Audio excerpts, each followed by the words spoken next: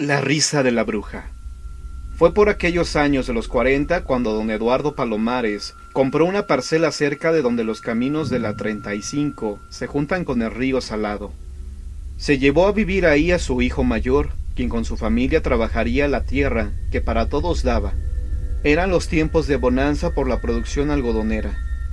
Luego de algunos meses de vivir en aquel rancho, una noche, la familia se quedó observando una luz que se desplazaba por los aires. En la lejanía, de un lado a otro, era como una bola de lumbre que poseía algún tipo de inteligencia, porque bajaba y subía por los barrancos del río buscando alguna cosa por el lugar.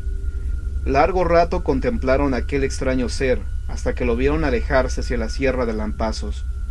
Quedaron fascinados y empezaron a hacer conjeturas sobre aquello que acababan de observar. Pero mucho tiempo tuvieron para pensar en el hecho, ya que se volvió a repetir durante muchas noches. Un día, Josué, nieto de don Eduardo, se propuso de una buena vez acabar con el misterio, y tras darle vueltas al asunto, por la tarde ensilló su caballo, y cargando rifle y machete, avisó a la familia de sus propósitos.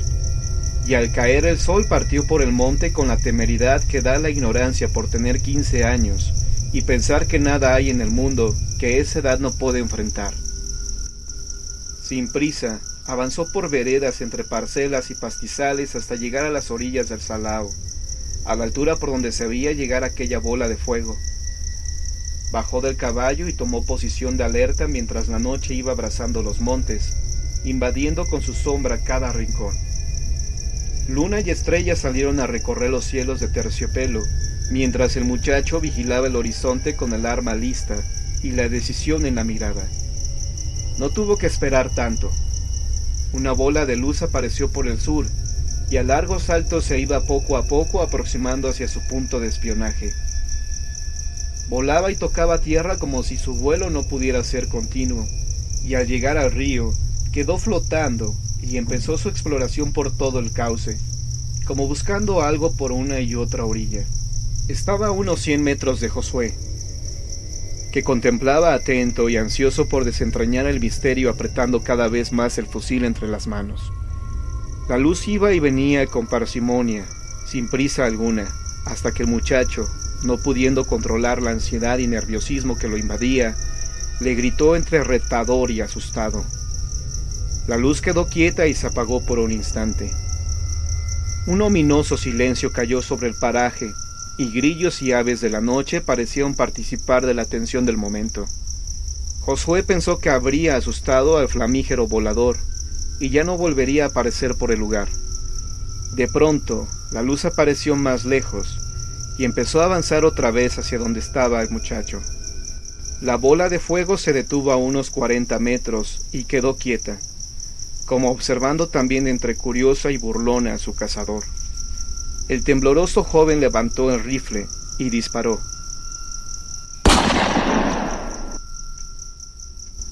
El disparo apenas motivó un pequeño movimiento en el volador. Como buen anahuaquense, Josué era diestro en el tiro con diversos calibres y lo sorprendió haber errado el disparo. Así que se repitió el fogonazo y disparó una y otra vez. Fue entonces cuando se escuchó una carcajada de mujer, la cual le heló la sangre.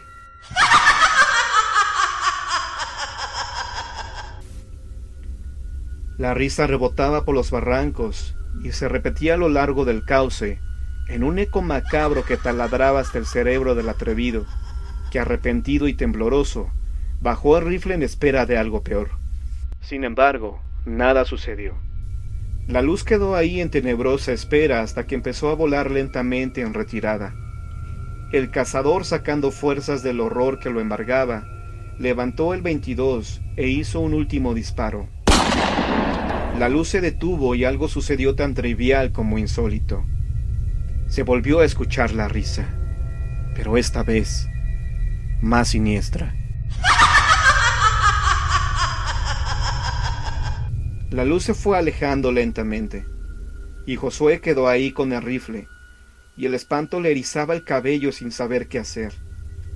Reaccionó solo para trepar al caballo y emprender también la retirada a todo lo que su caballo podía dar. Tiempo pasó para que el muchacho se recuperara del susto que le dejó tan traumática experiencia, pero aquella luz ya no se volvió a presentar por ese lugar. Los años pasaron y siguieron manifestándose las apariciones en diversas versiones y lugares. Pero Josué, ahora cansado del largo camino andado y con el pelo encanecido, todavía recuerda una carcajada y una burla macabra que quedaron flotando para siempre en su memoria.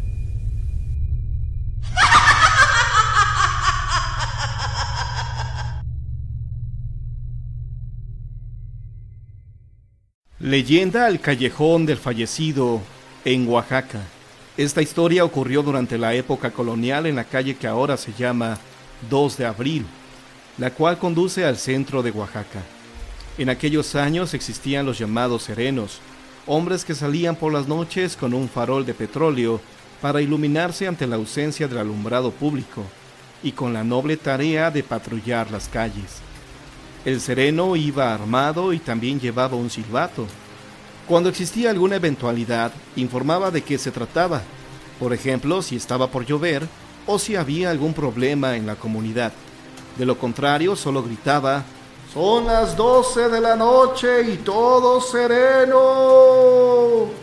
La gente al escucharlo podía dormir con tranquilidad, pues sabían que había un hombre recorriendo sus calles, vigilando su seguridad. Una noche, alrededor de las 12, se escuchó el desgarrador grito de un hombre en el callejón 2 de Abril. Mucha gente lo escuchó, pero no todos se atrevieron a asomarse por la ventana para ver quién era el que solicitaba auxilio.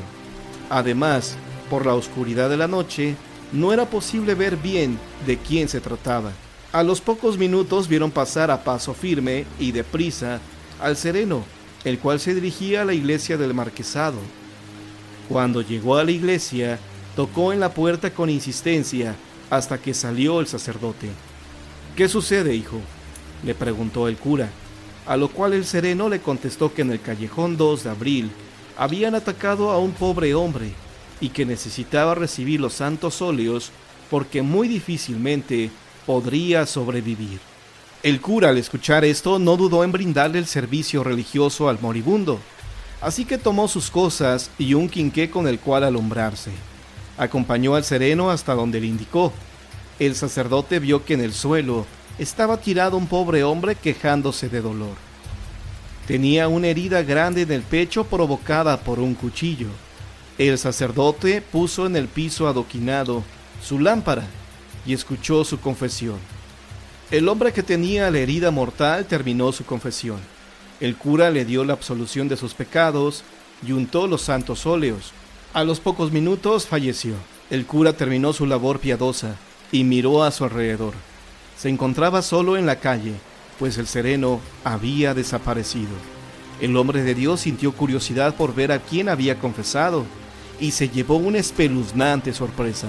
El hombre que yacía en el piso sin vida era el sereno, el hombre que fue a tocarle desesperado a su iglesia.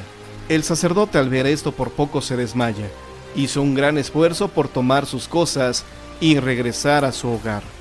Al día siguiente, el sacerdote cayó enfermo y duró varios días en cama.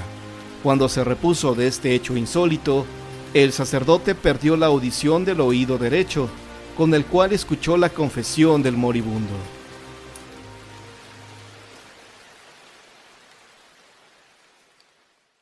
El llanto de una mujer de blanco. Un día a doña Chula le sucedió una extraña experiencia que la dejó marcada por el resto de sus días. Ella tenía la rutina de levantarse todos los días a las 5 de la mañana para hacerle el almuerzo a su esposo. El señor trabajaba en lo que antes eran los talleres de ferrocarriles mexicanos. Ese día doña Chula tenía su casa llena de gente, porque estaban de visita algunos de sus hijos, quienes estaban acostados en el piso de la sala. Mientras doña Chula alistaba todo para preparar el lunch, escuchó algo que le pareció como si alguien llorara en el patio trasero de su casa. Ella se asomó intrigada por lo que había oído. Al asomarse, miró de espaldas a una mujer vestida de blanco, pero no le prestó mucha atención, porque pensó que la mujer que estaba viendo era su hija, que probablemente había salido al baño que se encontraba afuera, así que después de asomarse se volvió a la cocina, concentrándose en preparar los alimentos para el lunch de su esposo. En ese momento, a sus espaldas, se escuchó de nuevo un escalofriante llanto, pero ahora fue adentro de la casa. Cuando ella se giró hacia donde escuchó el llanto, sintió un gran miedo que le inundó todo el cuerpo, pues ante ella, a tan solo unos metros de distancia, se encontraba aquella mujer de blanco, pero no simplemente dentro de su casa, sino que estaba flotando sobre sus hijos que en esos momentos aún se encontraban dormidos en el piso. Su horror aumentó al ver cómo lentamente este ser empezó a avanzar hacia ella. Nuestra vecina emitió un grito de espanto que despertó a sus hijos. Ellos después comentaron que no les tocó ver ni oír nada de lo que su mamá les contó. Lo único que escucharon fue el grito de su madre, que después de gritar cayó al suelo desmayada. La pobre señora sufrió un infarto por el impacto de aquella tenebrosa aparición que se había manifestado dentro de su casa. Nunca supieron a ciencia cierta qué había asustado tanto a doña Chula. Sin embargo, los vecinos comenzaron a contar que por la calle Melchor Ocampo, seguidos se escuchaban llantos muy parecidos a los que doña Chula decía haber oído, por lo que la gente llegó a la conclusión de que el espíritu que doña Chula había visto se trataba del alma en pena de la Llorona. Nuestra vecina duró 2 meses hospitalizada después de esta experiencia. Cuando salió del hospital a los 6 meses, murió su esposo, y al año la pobre tuvo la desgracia de volver a ver a la Llorona. Cuenta mi mamá que eran las 2 de la madrugada cuando le hablaron para que llamaran a una ambulancia, porque doña Chula acababa de sufrir otro infarto. Cuando mi mamá llegó a la casa, escuchó decir a los vecinos que se habían acercado para ver lo que pasaba, que a un nieto de la señora lo habían encontrado en una esquina, escondido entre un sillón y la pared, y que el niño dijo que su abuela se había desmayado cuando había visto a la señora que había atravesado la puerta de entrada y había recorrido el pasillo hacia la puerta de salida. Nuestra vecina estuvo 2 semanas más hospitalizada. Cuando recuperó la conciencia, ya no podía hablar, solo balbuceaba. Doña Chula falleció a los pocos días.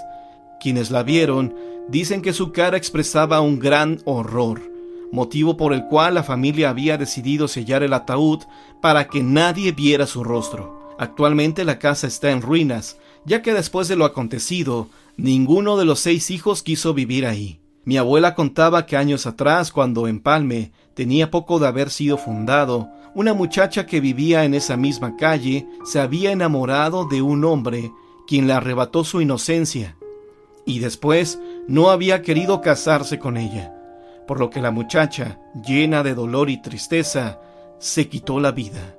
Algunas personas decían que el espíritu que lloraba era esa pobre chica, otros más decían que era la Llorona.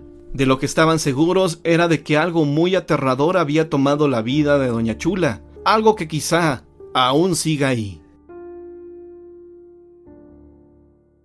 El diablo en visita.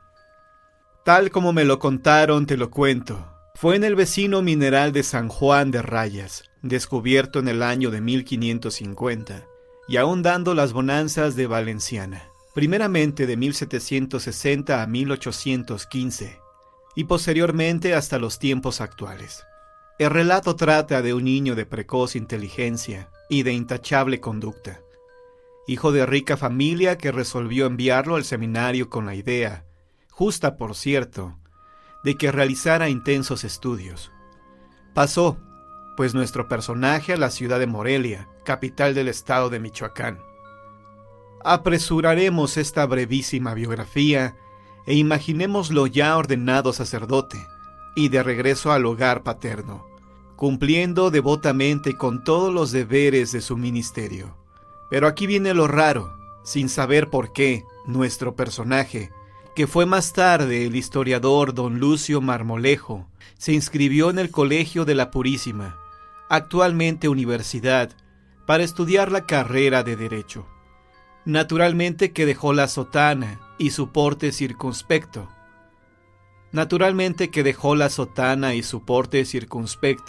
para lucir la chistera y la levita, prendas masculinas propias de aquellos tiempos. Terminada la profesión, se dedicó empeñoso a la aplicación de las leyes, y sorpresa, descolló en las lides de la política, pues si anteriormente había sido buen predicador, ahora era un notable orador. Sin embargo, ¿qué es lo que acontecía en el interior de Lucio? ¿Qué luchas había en su espíritu? ¿O qué inquietudes dominaba su vida? Lo cierto es que de pronto viene el otro cambio y lo vemos nuevamente en la iglesia de San Juan de Rayas. Aclaremos que el mineral de Rayas fue descubierto allá por mediados del siglo XVI y que el hallazgo de la veta se debió a un arriero llamado Juan de Raya y que cuando llegó a su mayor apogeo pasó a ser propiedad de Sardaneta y Legazpi, tercer marqués de Rayas, dueño que fue del inmenso tesoro. Entonces fue cuando se construyó el hermoso templo que lleva el mismo nombre. Templo este, por cierto, que víctima de la incuria y el abandono, hubiera desaparecido de no ser porque un grupo de caballeros, ya en nuestro tiempo, costeó el gasto para que fachada y torrecilla fueran trasladados a esta capital y empotrados en el llamado Templo de Pardo, donde son un verdadero recreo para la vista del visitante. Pero volvamos al relato. Una tarde de ejercicios se presentó en la casa de ejercicios de encierro un sujeto de porte misterioso, inquiriendo por el sacerdote. Le dijeron que no podían llamarle por hallarse en el retiro de los ejercicios. Empero, y ante la tenacia del visitante, el padre Lucio se vio obligado a recibir al misterioso sujeto que reclamaba su presencia. Era un hombre corpulento, correctamente vestido, un caballero, por lo menos en la apariencia. Dirigiéndose al sacerdote, le dijo: «He aquí otra sorpresa, quizás la mayor. Acompáñame a una fiesta que se da en Guanajuato. Habrá baile, bebida, mujeres y toda clase de diversiones». El padre Lucio quedó más que sorprendido, estupefacto, pero rehaciendo el ánimo contestó: «Si para esto me mandó usted llamar, ya puede retirarse. De ningún modo podría yo aceptar tal invitación». Y sin más le volvió la espalda. Como no pudo evitarse que los demás ejercitantes se dieran cuenta de la extraña visita, su sorpresa no tuvo límites al ver que el padre se retiraba, pero no así el extraño personaje, que ante sus ojos se hizo invisible, con la siguiente sorpresa y temor para todos los presentes. Más tarde vinieron los comentarios. Era el diablo en persona, decían algunos, que quería llevarse al padre Lucio. Cierto o no, el elegante caballero desapareció ante los ojos atónitos de quienes presenciaron este hecho que se antoja increíble y sobrenatural.